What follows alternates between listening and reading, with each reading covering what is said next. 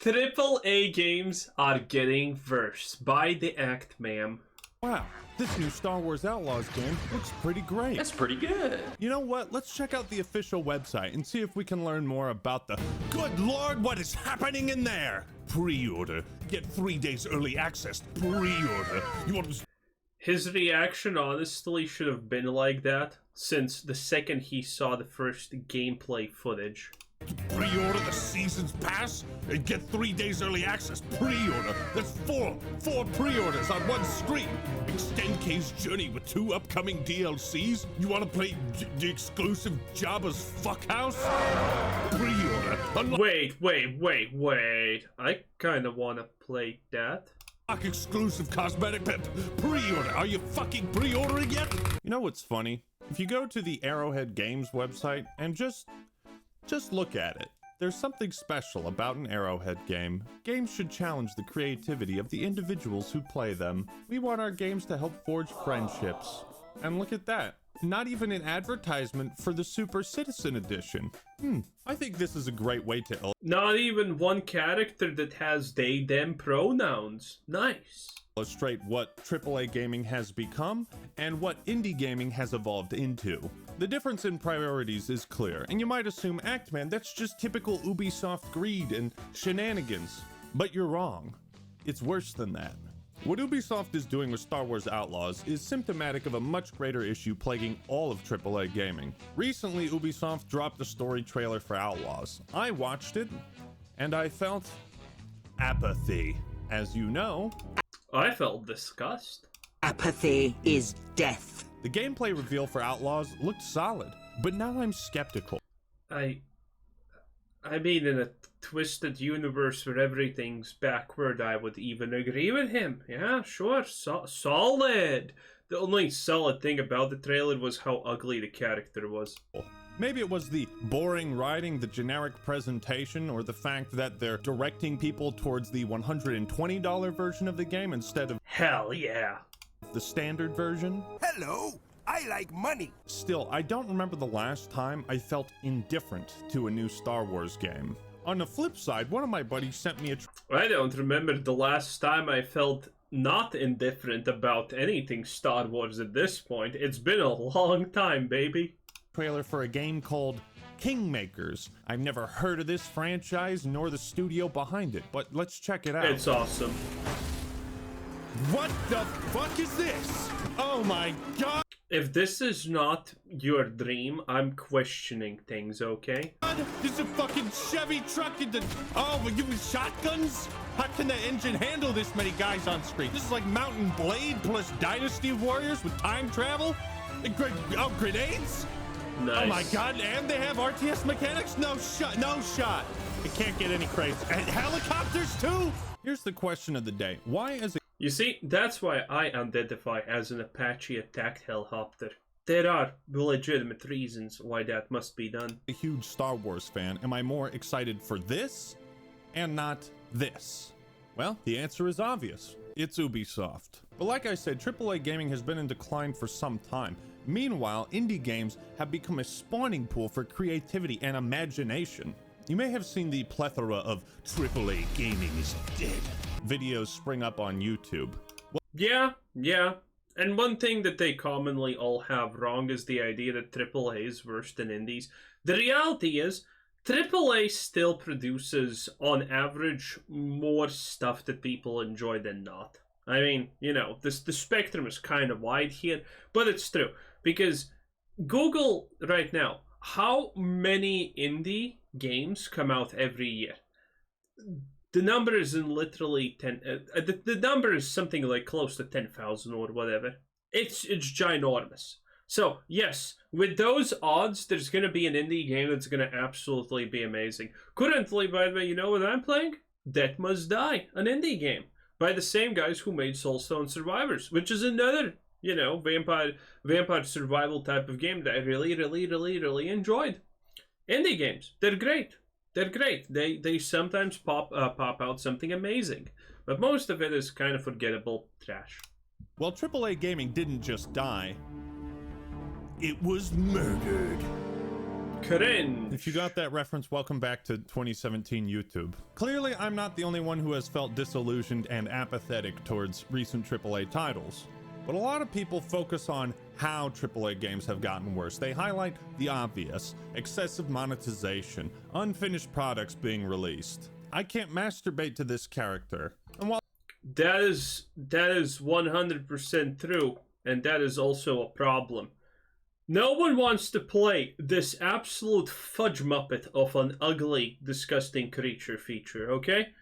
The fact that this was intentionally made... By the way, the most funny part about Horizon Zero Dawn, Where is my razor, is not the fact that they gave her facial hair, because obviously, but it's the fact that initially she was better looking, and then they purposely made her bone structure to be ugly, just for the sake of uglification. Because keep in mind, in gaming, there is no such thing as a hot woman. Otherwise, that's legal. And then Kotaku is going to write bad articles about you. You can't have that, because all the women who are involved in game development are ugly. So all the women in gaming need to be ugly so they feel represented. God, I love modern day life. And while these are all issues worth pointing out, we need to understand why these things are happening. The bigger picture. You see, the reality is AAA games have become far too safe, formulaic, predictable, and just unexciting. Perhaps... So, literally, just the thing everyone else is saying. Got it. It's because you're an old, jaded nerd, Act-Man. No, that couldn't possibly be it. Am I so out of touch? No, it's the children who are wrong. That's what we're going to explore today. The decline of AAA gaming and the rise of indie. Why has AAA gaming gotten so bad? Now, first off, what the fuck does AAA actually mean? The Advanced Aardvark Association? Because I'd love to join that club. No, instead you should join my public Discord server, the Act Clan. Links in the pinned comment and in the little card up here. But the acronym originally referred to large budget, high profile games developed by reputable studios released by major publishers. You know, Halo, Call of Duty, Warcraft, The Witcher, 50 Cent Bulletproof, Cory in the House. Games that would shake the very foundation of the world. AAA games typically have large teams, expensive marketing campaigns, and copious amounts of funding. The term was taken from the credit industry and applied to gaming once the severely obese corporate fat cats realized video games weren't a joke of a business and could actually make more money than Hollywood. For business moguls, AAA meant this is the safest investment you can make to get a return. That's not the case anymore. Today, AAA mostly indicates the aspirations and cost of a game. Well, to be honest, I would argue that AAA has just went down the drain a lot because of woke crap. The ESG score is very real, very present, and while the Act-Man does his absolute best to pretend that woke is not a problem, well, strangely admitting in tweets that it is a problem, yeah, but there's a whole lore video about this, honestly, somewhere, and you know, I think that's one of the biggest issues, because they don't just make things safe. Helldivers 2 is honestly as safe as it gets. You got guns, you got people shooting guns, and, you know, stuff's happening. There's nothing unsafe about that on a technical level, right? And it's the most predictable thing also ever. But it's a great game, so no one cares. It's literally a live service. No one cares. But, well, it's not woke, at least. And woke does destroy a lot. Again, just the ugly chick with no razors. She literally got uglified just for ESG score. That ruins stuff, okay? No one wants to play ugly characters. It's scientifically, philosophically proven, mentally proven, and aliens even have actually given us the green light that yes, it's true, it's bad. Not how safe an investment it is. From the 80s to the 2000s, there weren't many games that were commercial failures. It was mostly like failed consoles. And that's a good video to watch. But since the 2010s, as AAA gaming budgets have grown exponentially, we've seen some big-ass flops.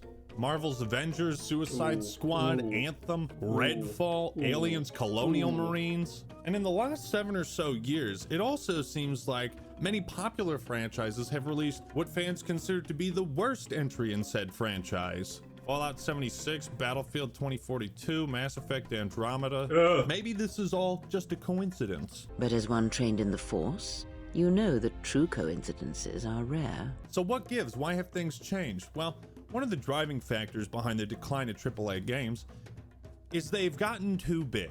The pants do not fit anymore. For reference, vanilla World of Warcraft was made by a team of about 40 people. Helldivers 2 was made by a team of 100. Over 9,000 people contributed to Diablo 4. What? Yeah, that is hilarious. 9,000? Starfield, 7 years in development. Wasn't it 9? $200 million budget. 1,700 planets to explore. Todd, you think maybe we could tone that number of planets down to like 30? Or maybe 10? 10 really good? Well, that would probably not help them at all. The gamers desire 1,700 planets. AAA games have exploded in size, scope, and cost to an unprecedented level. On one hand, a larger team has the potential to create something truly incredible, revolutionary, to realize their greatest ambitions. But this relies on having a cohesive vision amongst many people and the budget and resources to make it happen. However, the more ambitious a project, the more money invested into it, the riskier it becomes. Immortals of Avium, a game you probably never heard of, was the debut title for Ascendant I mean, it's hilariously bad. Studios. And for some inexplicable reason, the game was given a budget of 125 million smackaroos, making it one of the most expensive video games ever made. What the fuck? Nice. Immortals sold poorly, and Ascendant, after releasing... Did it even sell? I think it sold nothing. The player count, even a peak one, was like in the low thousands. I don't think it even breached 10,000 players. Their first title had to... And I mean, look at his gameplay. Look, look. What the fuck? Look. Immortals sold poorly, and Ascendant, after releasing their first I don't want to play this. Who the hell wants to play this? title, had to lay off almost half of their staff. And then you see that little, small bit of, diversity that's probably 100% necessary. Almost half of their staff. 6 months later, the remaining employees were furloughed, a fancy word for maybe you have a job, IDK? And the company's future is uncertain. Sometimes memes can spit truth. I want shorter games with worse graphics made by people who are paid more to work less, and I'm not kidding. Immortals of Avium is a mistake that shouldn't have happened, and it's the exact type of reason why AAA publishers are sticking with familiar IPs and playing it safe. You guys excited for Call of Duty 26 to come out later this year? The bigger they are, the harder they fall. But why was Immortals, this random game, bloated with such a ridiculous budget and high expectations? Well, COVID-19 changed a lot of things. People bought a shitload of video games during that time. True. And some upper management Except Blizzard games, which was hilarious. Everyone in the gaming industry was literally, oh my god, this is amazing, we're making so much more money. While Blizzard was unironically literally saying, yeah, this is a real big issue. People are not going outside, and that's why they're not playing our games. They literally blamed it for their shitty games, because Blizzard was the only company that was losing money during that time. It is a monumental feat. Every single person is in their house not doing anything and resorting to gaming. And Blizzard's losing money because their games are just that bad. Can you imagine that? folk adjusted their business. They saw this as an opportunity to invest. So they expanded operations, hired more employees, but of course, the video game sales caused by the pandemic didn't last. And we're now seeing the fallout of that overexpansion. Fallout New Vegas. 10,000 layoffs in 2023 and 8,000 more on the way. Over 30 studios were shut down. You know what Young would say about the layoffs? Well, these layoffs would not have happened if you cut the budgets of the games because they are too expensive to make. Yeah, he unironically is that stupid. Several games canceled. The hubris from corporate overlords has uprooted this industry in such terrible ways. Overloading teams with talented employees and a shit zillion dollars isn't Talented, eh? Yeah, I'm sure there's talented people working at Ubisoft. some magical recipe for success. In fact, it puts the studio in a much more dire, stressful position, because if the game doesn't sell well, they're fucked. Blockbuster game development costs are out of control. According to a study by the CMA, a single AAA game could have development costs between $90 to $180 million, plus $50 to $150 million for marketing. That Suicide Squad game that 200 people are playing? Less now. Less now. Probably had an inflated budget. This is clearly unsustainable. It's like every major AAA game is some massive live or die gamble. Well, this garbage didn't have an inflated budget. The problem with Suicide Squad is everything about the game is just bad. And literally, I mean everything. Naturally, companies want to mitigate and avoid all the risk they can. So, again, they rely on established... From the core gameplay to the characters and everything. Everything about this game is bad. And it shows in the numbers. There is no such thing in gaming. And I'm serious, there's no such thing as a game made to be a microtransaction hell that is good and people don't play it. People literally could not give less of an F how much microtransactions a game has as long as it's good. Okay? Make a good game, people will play it. It never has been more simpler than that. IPs and stick with what's familiar, and most of all, safe. So wait a minute, Ackman. You're telling me AAA games have become a greater risk, but also safer? That's a paradox, John. Think about it this way. The bigger the budget, the more employees working on a game, the more copies it needs to sell. Therefore, it has to appeal to a lower common denominator. They have to simplify and dumb down something. Yeah, they're like taking the Asmongold approach to talking about anything, but it's not working out. They cannot take risks or experiment. They have to stick with what has proven to work. This is a huge reason why indie games such as Helldivers 2, Hades, Lethal Company are so much better at innovating on a popular formula or giving us something brand new. Which would you rather play, Back 4 Blood or Deep Rock Galactic? I better see some fucking rock and stone in the comments. But that's the thing. Back 4 Blood is a cheap imitation of what inspired it, while Deep Rock Galactic is a unique twist on the whole four dumbasses trying to accomplish something co-op game. Deep Rock is brimming with charm, style, and this is gonna sound cheesy as fuck, but you can feel the love that went into it. I can't say the same with Back 4 Blood. What are some other examples that illustrate how games have gotten safe? Well, let me ask you this. I don't know what Back 4 Blood even is, by the way. Did you think for 1 millisecond that the Modern Warfare 3 remake was going to do the no Russian scene justice? Did you think it was going to be as shocking, if not more so? No! You terrorist. No! You look like one. That's good. Ooh, oh, give the writers a raise. Of course not. Like, even Call of Duty... Damn, those writers deserve to be on a Fallout TV show. That was the best comedy I have seen so far. Feels like it's been sterilized. But of course there's some exceptions with like Cold War. I mean, that game took some serious risks with its campaign and story, and it paid off. Gamers love being surprised. We love being thrown for a loop, because it's so hard to do now in the age of the internet and with all these leaks and everything. This is why Helldivers 2's live service is retaining so many players, because there haven't been any roadmaps going into excruciating detail about what to expect. It's why the redemption of No Man's Sky hit so hard, because Sean and Hello Games just went into hibernation. Roadmaps are funny.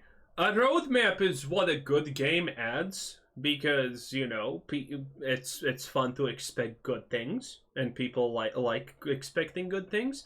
And a roadmap is also what super shitty studios add, like, you know, for example, Skull and Bones, just so people maybe stay or remember this game 5 seconds longer after deleting it.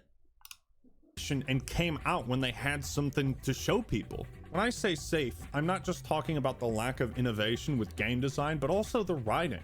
AAA franchises that used to go really hard with the dialogue now feel tame, like they're pulling punches. I'm not a huge expert on Fallout, so Fallout fans, please correct me in the comments if I'm wrong. But there is a massive difference between Bethesda's Fallout games and the other Fallout games. Yes. In New Vegas, you can literally sell drugs to children. Like that's a real choice you have in the game. You can be It's a completely reasonable choice that anyone would make without hesitation. No? Only me? an absolute maniac. You can shake down. I have literally not a single time done anything else in, was it Camp McLaren?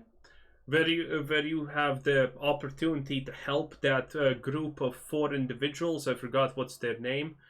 I have literally never done anything else than just get the kids.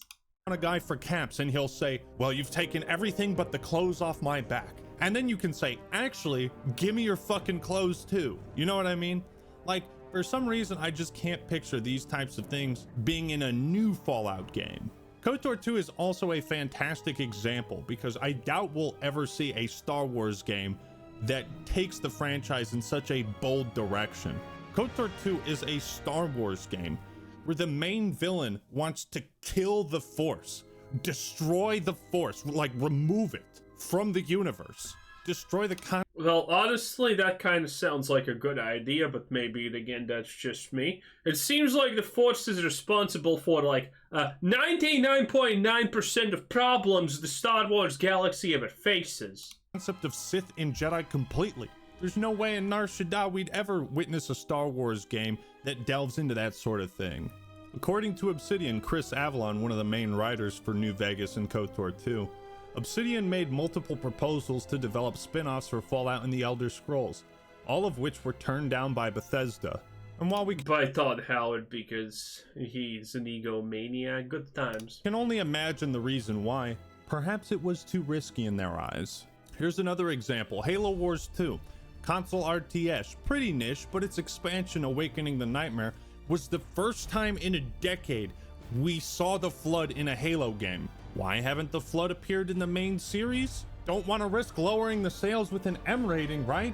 M-rated games don't sell too great, do they? Speaking of Rockstar, God, this industry pisses me off sometimes. LA Noire 2, where is it? Bully 2? And you might think, well, isn't that hypocritical, Ackman? You were just complaining about these companies sticking to established IPs. But both of these franchises only have one game. And that's kind of my point. Instead of making one, $400 million game, why not cut a chunk of that out and develop multiple AA games? What if they took one of these $150 million AAA budgets and made a couple of $20 million bets with them, right?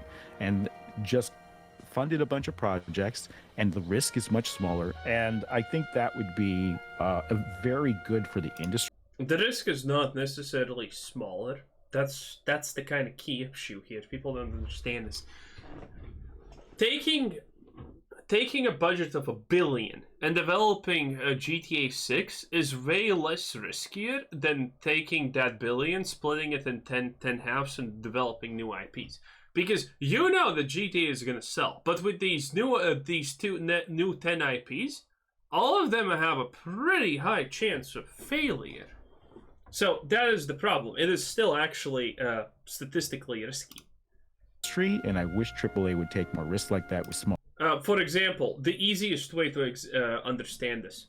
If this was not true, this would not be true for almost anything in life, right? So it is true. Because if this was not true, then you would see 500 billion different brands of everything for anything that you consume. But that doesn't happen.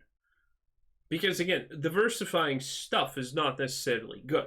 This is just a simple fact. I don't understand how people don't know this.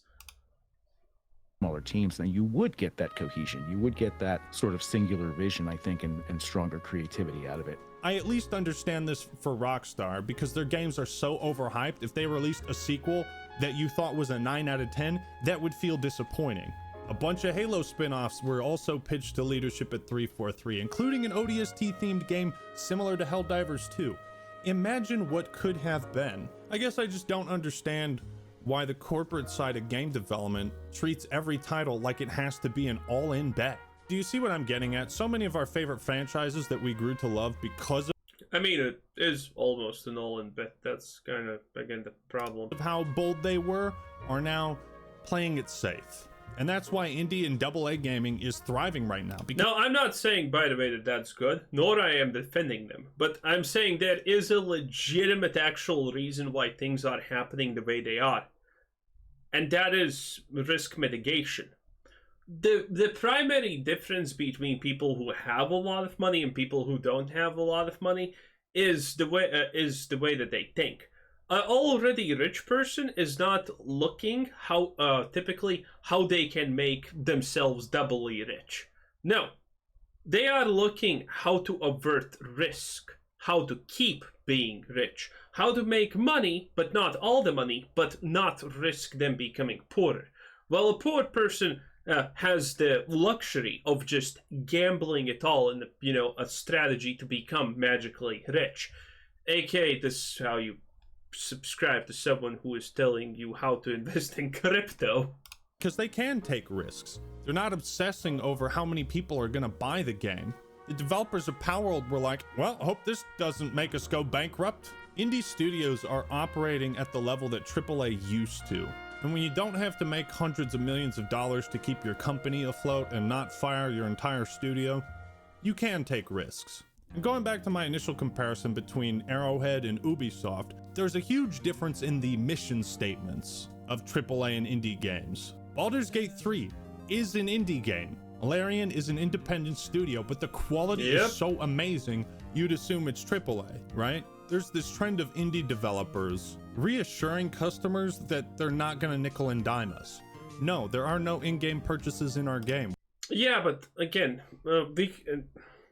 this is all nice in a fantasy realm of things, but Baldur's Gate 3 is really unique with Larian, because for Larian, it literally was that. We're gonna make Baldur's Gate 3, and if it's not gonna succeed, well, all of us are looking for a new job. That was it. And their gamble paid off. They literally gambled it all. There was no second strategy. If they don't succeed and they don't make money, they're out. There is no question about it. The company dissolved. Congratulations, chapter whatever bankruptcy. Let's go, baby. That was literally what Larian did. And you have actually examples of multiple studios doing pretty much the same exact thing. Arguably, Awaken, Elysian, what was the thing, the example here? Arguably, that was also an example of this gone wrong. People do attempt this, but they don't always succeed. Baldur's Gate 3 just succeeded in making a really, really, really, really good game. We believe in providing a complete and immersive gaming experience without the need for additional purchases. Vermintide 2 is one of the only games to do loot boxes right, because they didn't sell them. At the height of the loot box craze, no less. Helldivers 2 doesn't let you pay for tiers in the Freedom Passes. Indie developers can afford to be more player-friendly because they don't have these investors hanging over their heads and these massive budgets. Well, they don't have money in general. That's kind of the thing. Again, there is a difference why things like this happen. It's pretty blatantly obvious to me, but yeah, I understand how most people don't get this. The quick and easy explanation for this is line go up is a real thing, if you have ever heard of it. And, well, live service games are the easiest way to make line go up in a steady pace. Because you don't want line go up like this. Because when line goes up like this, it goes down like that sometimes also. And that is extremely, extremely, extremely bad. So, making line go up like this is better for everyone. Making line go up like this is stupid and means you're not getting a yearly bonus because of how fundamentally big companies work with their budgets. And small companies understand pretty much that, hey, if we introduce loot boxes and pay to win here, people are going to shit on us and no one's going to play the game and we're not making money. Bad. See? You might think all these egregious microtransactions is just pure corporate greed, and there's a good chance some of it is, but it's also a safeguard, like a necessity. And I think the solution is just to make games smaller, dude. Now, a really shitty byproduct of this risk-averse mentality is that a lot of these publishers are looking for a quick buck. They want to make easy money. So what do? Bingo! Flood the market with shitty remasters. Boy, there's been an abundance of these lately. Yep. The Last of Us 1 on PC, GTA Trilogy. Oh shit. Here we go again. Nice. Hell, even Dark Souls Remastered sucked major ass. And don't even get me started on the fucking Battlefront collection. Did you know that at one point Warcraft 3 Reforged had like 3 people working on it? Like one guy was supposed to remake all of the Dude, the Reforged was special, okay? scenes. And this is so perplexing. These studios dump 10 figures into a new game but can't even hire 10 people to make a decent remaster. It's like there's no middle ground. It's either no budget or dump the bank account. Meanwhile, Lethal Company, made by one guy. Now, because studios are investing so much, they tend to interfere with the creative process to insane degrees. They see trends that are making money elsewhere, and they think, well, let's just throw that into our game. I'm funding this. What I say... And it works. And it works. First came PUBG. It became a super big thing. I think some kind of zombie survival games. That all technically started with Arma 3, if I'm not mistaken, or some game like that. You know, it started with Arma 3, then PUBG came out because, you know, they kind of swapped a little bit around. And then from Arma 3, you know what happened? Fortnite. Everyone wants to be Fortnite, and Fortnite literally just copied something that everyone else was already doing. They were a completely different game, by the way. Fortnite didn't start even remotely close to what it was, and then they just, you know, changed it. So, again, this is something that can potentially make you mega rich. Man, everything in life just at the very end is the equivalent of investing into crypto hoping you're going to become a billionaire, huh? It goes. Redfall lost 70% of its arcane staff during development, struggled the whole way. Development of Redfall began in 2018 as parent ZeniMax was quietly looking to sell itself and was encouraging its studios to create games as a service projects like Overwatch. Microtransactions were intensely encouraged. However, the problems in trying to develop Redfall surfaced early. Firstly, management kept offering conflicting visions of what the game would and should be, resulting in developer confusion about what they were creating. How to reconcile... I'm honestly out of things to say about this, so I'm ending the video. Anyway, that was the act, man. 10 out of 10. Have a nice day. Bye-bye.